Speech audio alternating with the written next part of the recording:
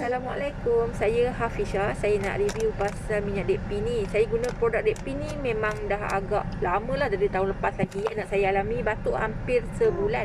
Jadi bila saya guna minyak ni, tak sampai, dengan izin Allah lah, tak sampai 2 minggu batuk anak saya hilang. So Alhamdulillah, sekarang ni memang saya guna hari-hari lah. InsyaAllah saya akan teruskan guna DP. Terima kasih DP.